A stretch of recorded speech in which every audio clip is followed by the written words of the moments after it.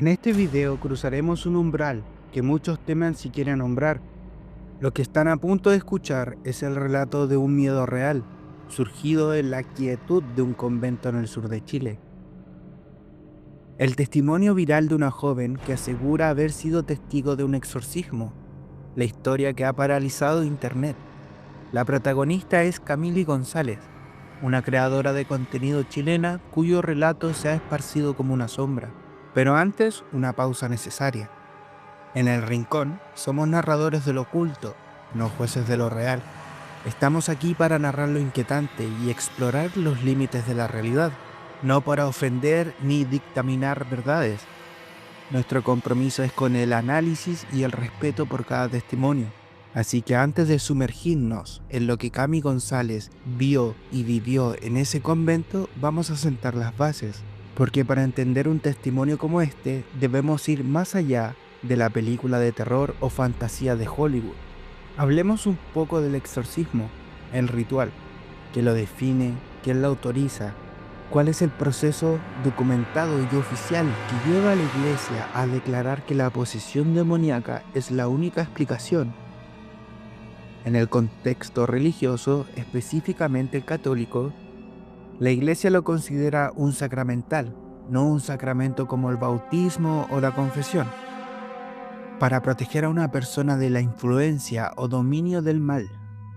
Existen diferentes tipos de exorcismo. Está el exorcismo simple o menor, que son básicamente oraciones breves, como por ejemplo el rito del bautismo para pedir la liberación del mal y el pecado. Luego tenemos el exorcismo mayor, que es el rito complejo dirigido a la expulsión de demonios de una persona poseída. Solo puede ser practicado por un sacerdote autorizado y con un permiso especial del obispo local. Existen diferentes fases o etapas en este rito. La primera, la más importante, es la investigación. Esta fase es la de mayor duración. El sacerdote debe descartar enfermedades mentales, histeria o sugestión, psiquiátricas o médicas que pueden explicar los síntomas.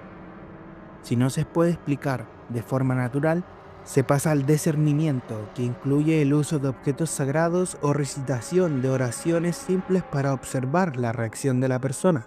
Luego, la segunda fase es la preparación. Se realiza en un lugar adecuado, una capilla, un oratorio, lejos de la multitud. El exorcista viste de ornamentos requeridos, como su sotana y objetos religiosos importantes. Como fase 3 tenemos las oraciones iniciales y el rito comienza con la seña de la cruz, la aspersión con agua bendita al poseído, a los presentes y al lugar, y la recitación de la palabra de Dios. En la cuarta fase, la liturgia de la palabra, es donde se leen salmos y pasajes del Evangelio que hablan del poder de Jesús sobre el demonio y la expulsión de espíritus malignos. En la quinta fase se muestra el crucifijo, el poseído, se le invoca la protección y la bendición. En la sexta fase, la acción de gracia y despedida sería básicamente el final de todo esto. Si el rito fue exitoso, se concluye con oraciones de acción de gracia y la bendición final. Existen fórmulas para llevar a cabo un exorcismo. Dos son las más conocidas. La primera son oraciones dirigidas a Dios, pidiéndole la liberación de la persona. Y la segunda son órdenes directas al demonio para que salga en el nombre de Jesucristo. Según la doctrina y los exorcistas y todo lo que logré encontrar en internet, la posesión demoníaca total es rara, siendo más comunes otras formas de influencia. Tenemos la posesión demoníaca, que es el estado más grave. El alma permanece libre, pero el cuerpo es controlado, requiere de un exorcismo mayor. También tenemos la obsesión diabólica. Afecta principalmente la mente, la memoria e imaginación, pero la voluntad sigue siendo libre.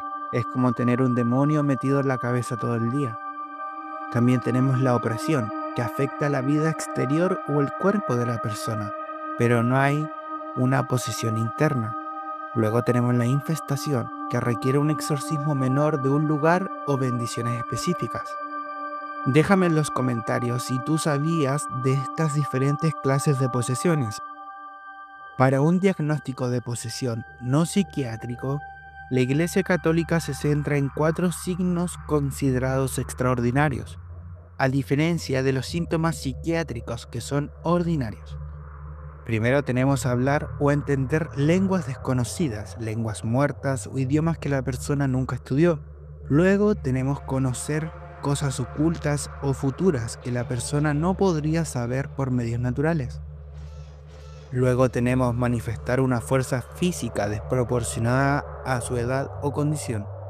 Como último punto tenemos que la persona puede mostrar repulsión violenta hacia objetos o lugares o ritos sagrados como crucifijos, agua bendita, etc. Y cualquier otro síntoma debe ser primero analizado por la ciencia, la medicina y la psiquiatría. Dejamos atrás el latín y la tinta para adentrarnos en la crudeza de un testimonio que nació en una red social. El relato donde el miedo no estaba en un manual, sino en los pasillos silenciosos de un convento. Camille publicó su historia en 17 partes en TikTok, alcanzando millones de reproducciones y generando un debate sobre la veracidad de su experiencia. Relata que un sacerdote fue convocado tras notar comportamientos anómalos y fenómenos paranormales en el lugar. Durante una misa de imposición de manos, una monja se cayó al suelo, mostrando síntomas propios de una supuesta posesión. ¿Se imaginan estar en una iglesia, rodeado de monjas, y que de pronto una de ellas caiga al suelo de golpe? Su cuerpo se dobla en forma completamente antinatural, como si la columna se le quebrara en dos, formando literalmente una U. Eso fue lo que ella vio con sus propios ojos. En ese preciso momento, esa monja empezó a hablar con una voz profunda y masculina, y en un idioma desconocido que nadie pudo reconocer. El terror se apoderó de todas. Ni las procesiones ni el agua bendita que le echaban lograban calmar la escena, porque el exorcismo recién estaba comenzando y lo que venía después iba a ser aún peor. Durante 5 interminables días, ella fue testigo de manifestaciones que parecían sacadas de una película de terror. Cada noche las monjas hacían procesiones hasta la habitación de la poseída, la ungían con aceite, encendían el ciro pascal y la rociaban con agua bendita. Pero la hermana reaccionaba como si se quemara, chillando a gritos y contorsionándose de formas imposibles, mientras su piel se volvía blanco grisácea y sus ojos totalmente negros, transmitiendo odio y rabia. Cuenta que el ambiente olía mucho a azufre y, entre ruidos sobrenaturales y voces demoníacas, llegó un punto en que el ritual parecía no tener fin, dejando a todos al borde de la locura y sin dormir. Ella narra que lo más escalofriante ocurrió cuando el sacerdote, al ver que ella podía notar cosas que nadie más percibía, la involucró directamente en este ritual. En medio del exorcismo, el demonio, a través de la monja, la miró y dijo con una voz grave: «Voy a estar siempre como un perro hambriento detrás de ti». El padre antes la había advertido: «Hay un demonio detrás tuyo, puede molestarte pero no puede poseerte, tu alma es demasiado poderosa». Esa frase se le quedó grabada de por vida, fue la advertencia que marcaría el final de un horror, pero también el inicio de noches llenas de pesadillas, sabiendo que hay cosas que tal vez nunca debería haber visto.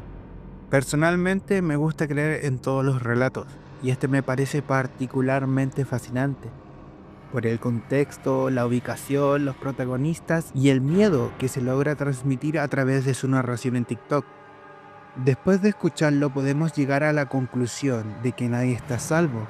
¿Quién podría imaginar que la oscuridad más profunda se manifestaría en un lugar tan cercano a Dios?